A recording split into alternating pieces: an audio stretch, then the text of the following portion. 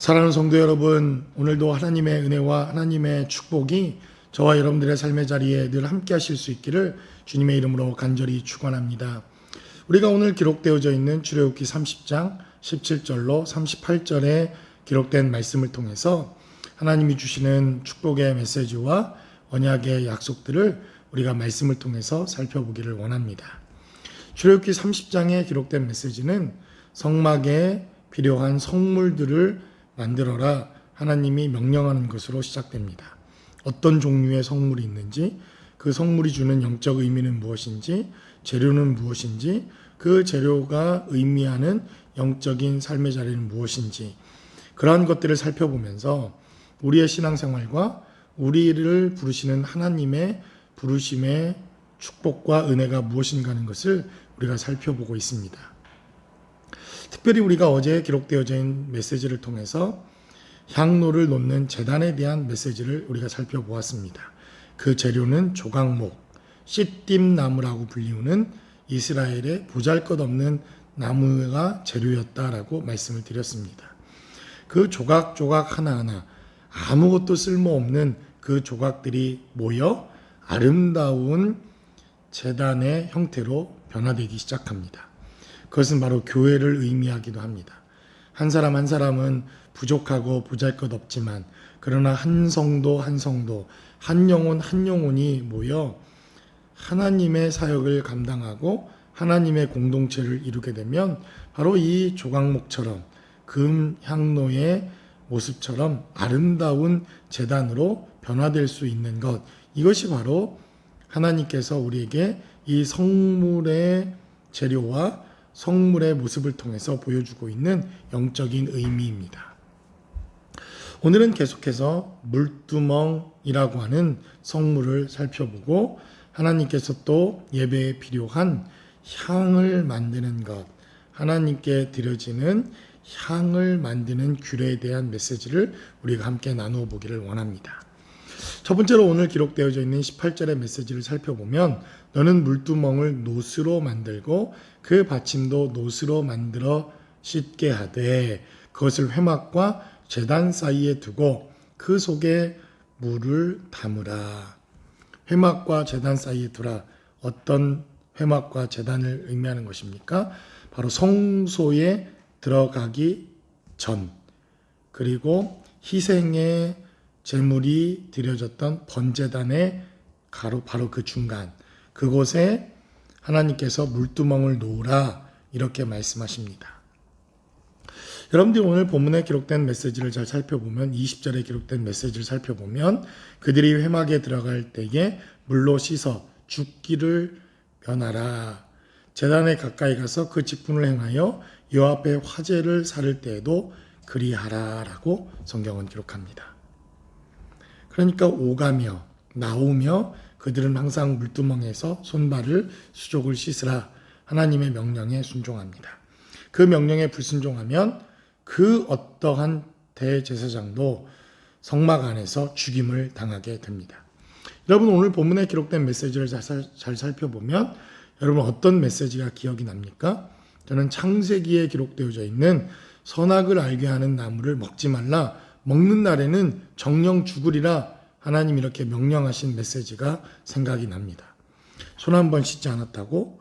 발 한 번 씻지 않았다고? 어떻게 하나님이 죽이실 수가 있지? 우리는 이렇게 반문할 수 있습니다.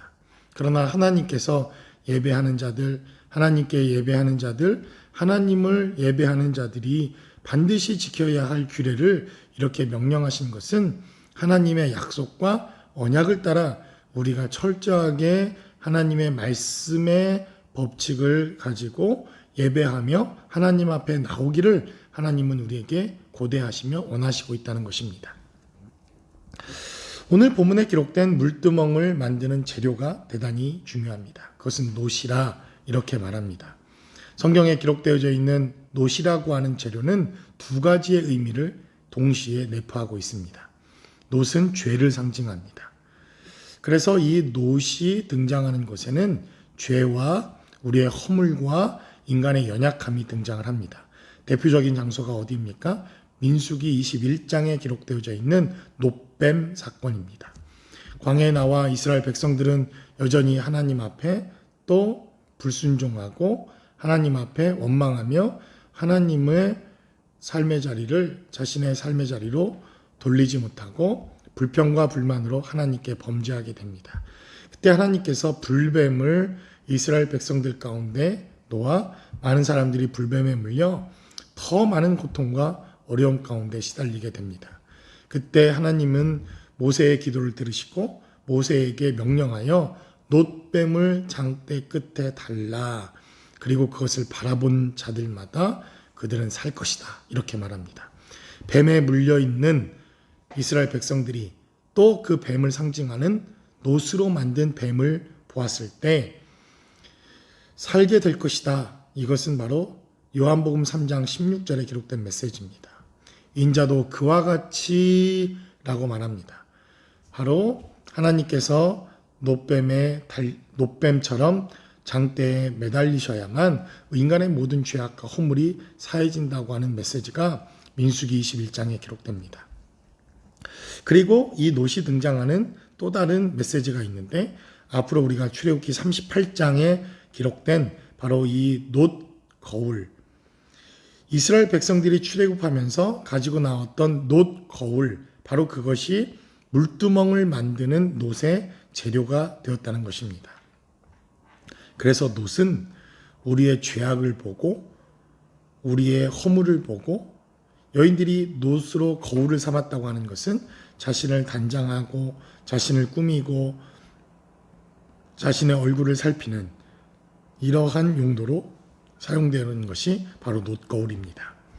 그래서 바로 물두멍은 우리의 죄악을 씻는 것, 우리의 손발을 깨끗이 닦는 것, 우리가 날마다 하나님 앞에 나아갈 때는 언제든지 그 손발을 씻었지만 또 다시 회막에 들어갈 때가 되면 또 씻는 것입니다. 3번, 4번, 5번, 6번이라도 10번이라도 회막에 다시 들어가야 되면 손을 씻고 손발을 씻는 이러한 메시지가 기록됩니다.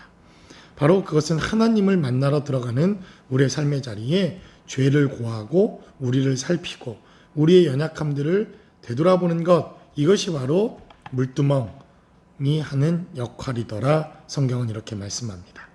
그리고 이제 하나님께서는 어제 우리가 말씀을 통해 나누었던 향로의 재료가 되는 향을 만드는 하나님의 규례와 메시지가 바로 오늘 본문에 기록됩니다. 우리가 여기서 중요한 메시지가 있는데 그것은 바로 향을 가지고 먼저 회막과 증거궤에 회막을 위해서 사용하는 향입니다. 그래서 늘 성전에는 향기가 나도록, 성전에는 향이 나도록, 여러분 교회는 아름다운 향기가 바라는 곳이어야 한다는 것입니다.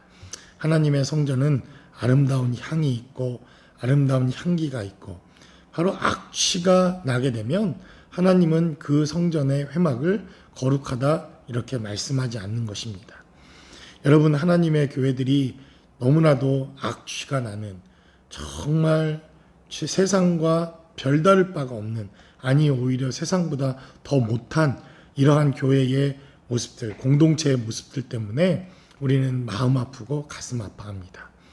여러분, 제자들 교회 공동체를 향기 나는 공동체로 만들어 주십시오.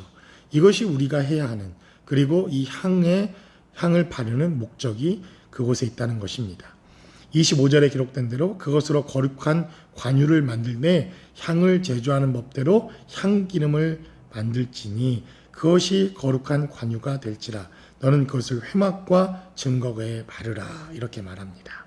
상과 그 모든 기구며 등잔대와 그 기구며 분향단과 및 번제단과 그 모든 기둥과 기구와 물두멍과 그 받침에 발라라 이렇게 말합니다.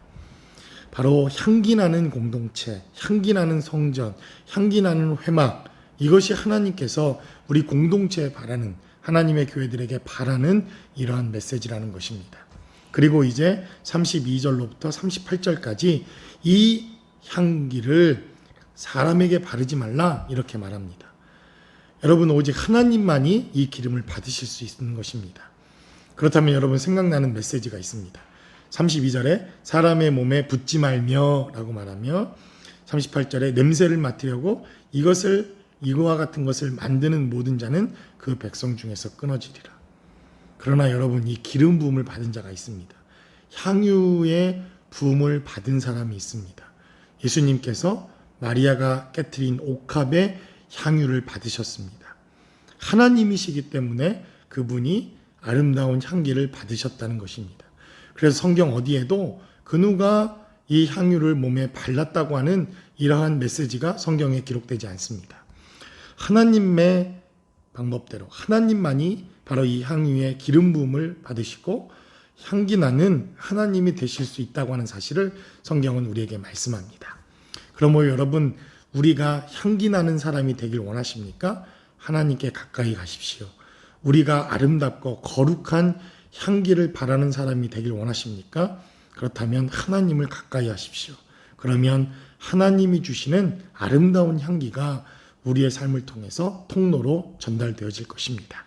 이러한 거룩하고 복된 저와 여러분들, 그리고 몸된 교회가 모두 되실 수 있기를 주님의 이름으로 간절히 축원합니다.